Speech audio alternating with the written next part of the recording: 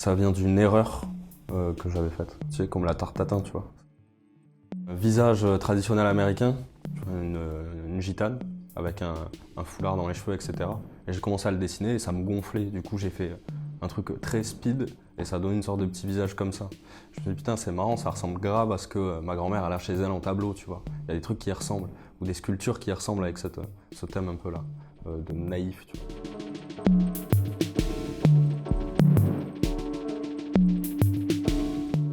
J'ai jamais vraiment dessiné et tout. J'en faisais par, tu sais, comment on peut dire, en lubie. Tu vois, pendant une semaine, je sais pas, je kiffais faire ça, genre. Et après, ça me saoulait très vite parce que j'étais nul, de ouf, et j'ai jamais eu la patience d'apprendre vraiment à dessiner. Je pense qu'à un moment donné, j'ai aimé un truc, j'ai aimé le tatouage, en fait.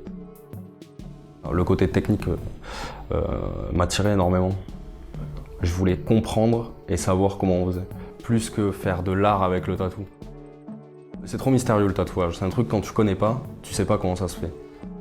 Et c'est le tatouage qui m'a mis dedans parce que tu es obligé de travailler, tu es obligé d'être patient parce que ça reste un truc qu'il faut faire correctement et sérieusement. Et du coup j'ai appliqué cette méthode-là aujourd'hui à tout ce que je fais à côté.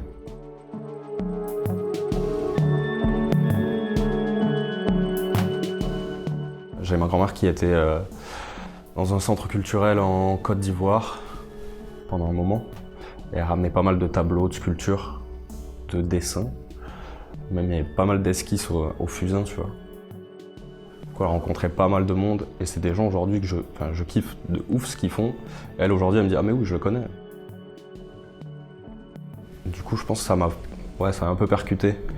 C'était des genres de l'art naïf, tu vois, avec des grosses dames, avec des énormes cuisses et des trucs comme ça. C'est pas dessiné dans le beau, c'est dessiné dans les formes. Après t'as beaucoup de couleurs et des aplats, mais c'est même souvent assez coloré. C'est des scènes de chasse, tu vois, par exemple.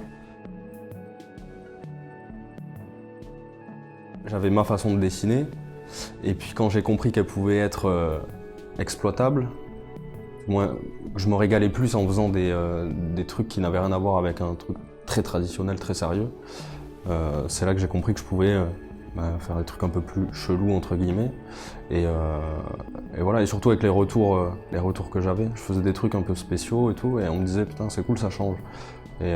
Ou sinon c'est bizarre, on me disait c'est bizarre. Et j'aimais bien le fait que ça soit bizarre.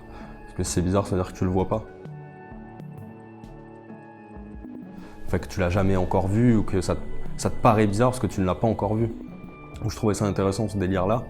Et j'ai commencé à faire des trucs qui n'avaient rien à voir avec du tatou à partir de ce moment-là où je me suis vraiment dit on n'est pas obligé de dessiner comme il faut dessiner. On n'est pas obligé de faire de la peinture comme il faut faire de la peinture, dans les codes, dans les règles exactes. Tu peux pas avoir de liberté créative en te donnant des directives, c'est pas possible. Enfin, je trouve pas. Parce que du coup, tu te restreins sur un truc ou sur un autre et tu fais pas ce qui est toi, purement. Et ça, quand on l'a compris, ça a tout changé en fait. Du moins pour moi, ça a absolument tout changé. J'ai fait des trucs que je faisais absolument jamais avant, même techniquement, tu vois. J'osais pas, ben là, d'un coup, j'ose. Et surtout, la liberté en fait. La liberté de pouvoir faire absolument ce que tu veux. Si t'as envie de mettre une lune qui fait la gueule, tu mets une lune qui fait la gueule, et c'est rigolo. Et y a personne qui va te dire non mais c'est pour les enfants ça. Mais c'est un peu, ça change tout en fait.